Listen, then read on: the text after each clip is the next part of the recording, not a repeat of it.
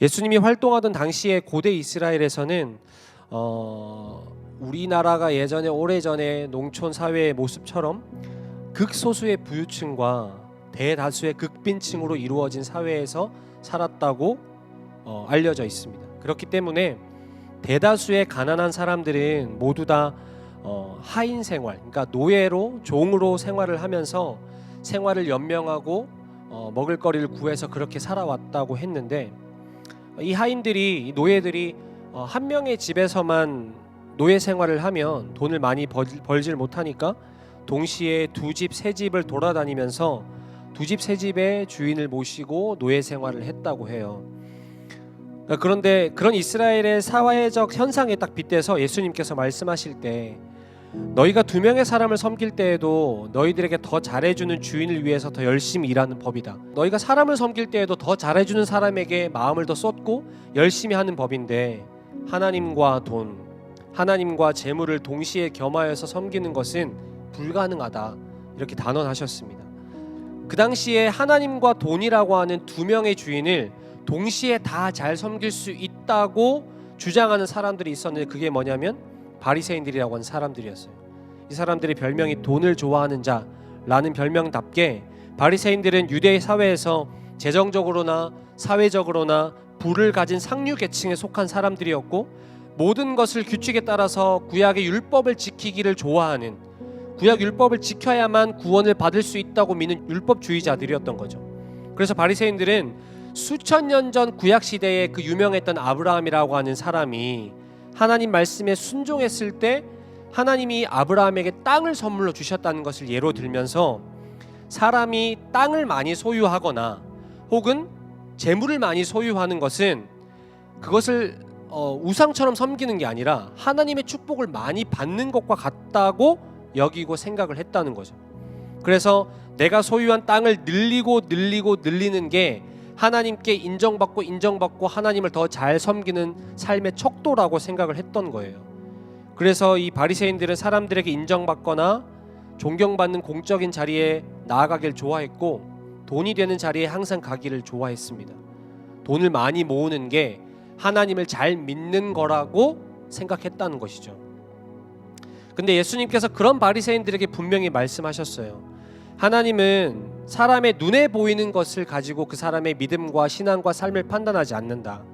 겉이 아닌 내면을 보시는 분이다.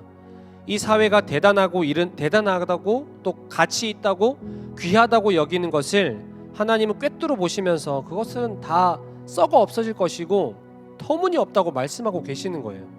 모든 사람과 모든 세상이 좋아하고 가치 있다고 여기는 돈, 물질을 하나님은 터무니없는 것이다 라고 말씀하시면서, 터무니없고 썩어 없어질 것이고 사라질 그런 물질을 소유하고 늘리는 것과 반대로 하나님을 신뢰하며 하나님 나라의 삶을 보여주는 삶을 살아가는 것은 결코 동시에 이루어질 수 없다.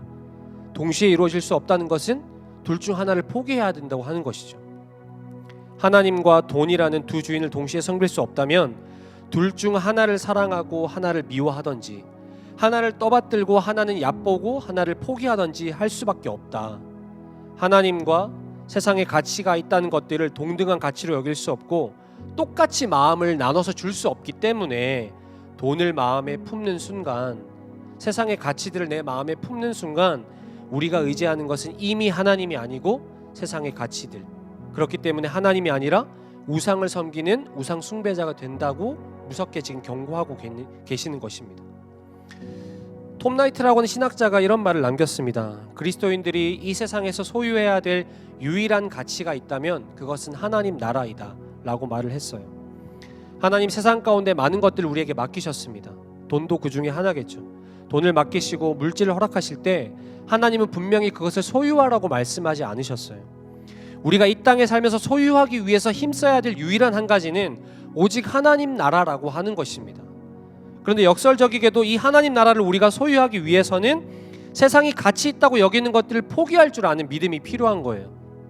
하나님과 돈, 그러니까 비단 돈뿐만 아니라 하나님과 성공, 하나님과 내 계획, 하나님과 내 꿈, 하나님과 권력, 하나님과 인정, 하나님과 명예, 우리가 세상에서 가지고 싶어하고 얻길 원하는 그 모든 것들과 하나님을 우리의 마음속에 저울에 세웠을 때에 그것이 동등해질 수 없다고 분명히 말씀하는 것입니다.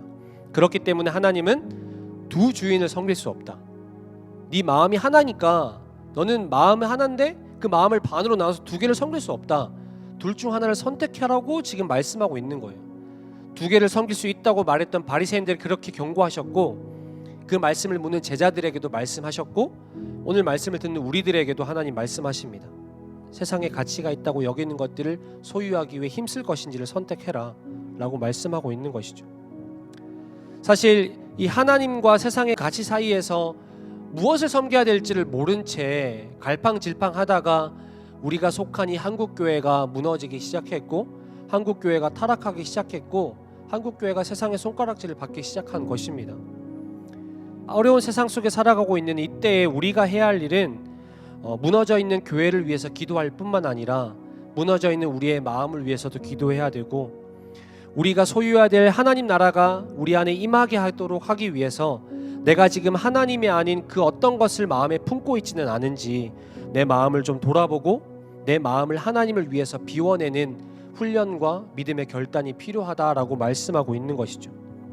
근데 그 첫걸음이 바로 하나님이 우리들에게 주신 물질, 내가 가지고 있는 소중한 물건, 소중한 것들을 그 물질이 크고 작은 거 관계없이 나만을 위해서 내가 소유하려고, 내가 안정되려고, 내가 편안하려고 모았던 그 모든 목적들보다 하나님께서 우리에게 말씀해 주신 것처럼 하나님을 위해 사용하고 불쌍한 이웃들에게 나누어 주고 나보다 더 필요한 사람들에게 물질을 섬겨줄 수 있는 그런 사랑을 실천하면서 나에게 자유를 주시고 나를 편안하게 해주고 나에게 안정감을 주는 것은 돈이 아니라 세상의 가치가 아니라 오직 나를 만드시고 구원해 주신 하나님이라는 것을 증거하는 삶을 살아야 한다라고 우리에게 말씀하고 있는 것입니다.